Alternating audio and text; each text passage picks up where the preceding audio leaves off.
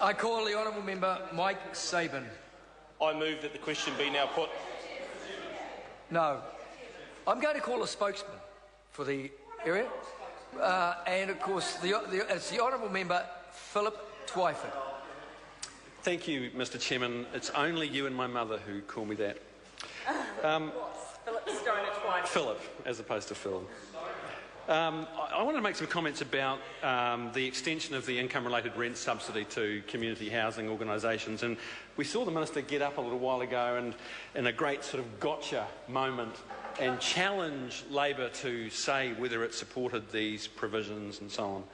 Well, let's, it's true there is a lot of animosity on this issue. We are deeply opposed to the extension of insecurity of tenure to state housing tenants.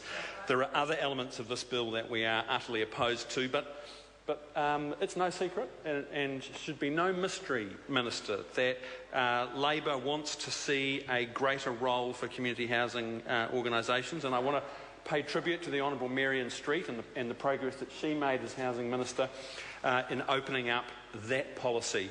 And I'm quite happy to acknowledge and salute the policy progress that the Honourable Nick Smith has made so far in this portfolio, opening up space for community housing NGOs to play a greater role in the provision of state housing. We agree with that. No controversy, there's no mystery there. We are very aware that the community housing NGOs do some fantastic work and have the potential to do a lot more. In West Auckland, the communities that I represent, Vision West and Monte Cecilia, both do fantastic work actually in, amongst other areas in the provision of emergency housing. Work that's funded by the government, and it's vitally needed. In fact, we need more of it. And there are a number of community housing organisations that do really great work with high needs tenants, providing services that sit alongside the provision of housing. I want to see housing associations and non-profit entities delivering affordable rental housing become part of the scene in New Zealand, like they do in a number of other jurisdictions overseas. So we support the extension of the income-related rent subsidy. We support the work of the social housing unit.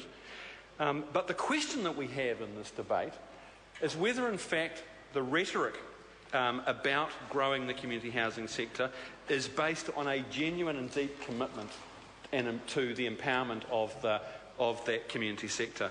And as the Salvation Army's Campbell Roberts from the Salvation Army has pointed out, the government has, in spite of all its rhetoric, has committed only $27 million over 4 years to the community housing sector. And as Campbell Roberts said, that is simply not credible.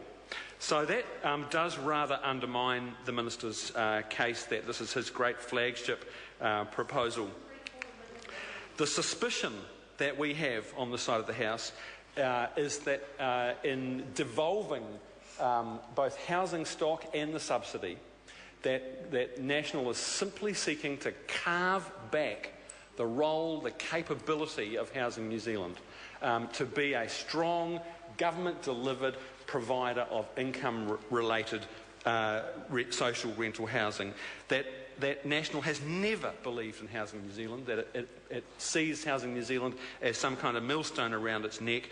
The fact that National has squeezed Housing New Zealand as some kind of cash cow over the last few years is a disgrace when we're in the middle of a housing crisis.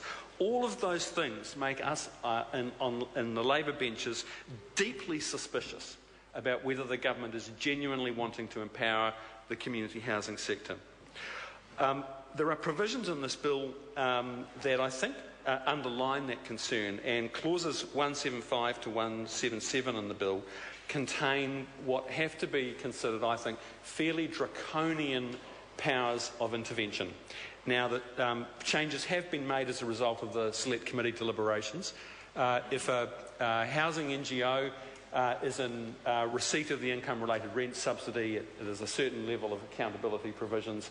If they receive housing stock from Housing New Zealand, then they get the full Monty. And that basically gives the Minister the power to sack the boards of those organisations. And that is a pretty significant power of intervention. And I think that for all the Minister's rhetoric about wanting to support the community housing sector, I question whether or not his vision is for anything other than this so-called contestable market in which housing organisations are competing for tenants and subsidies. Mr Chairman. Mr Chairman. Mr Chair. Mr Chair. Mr Chair.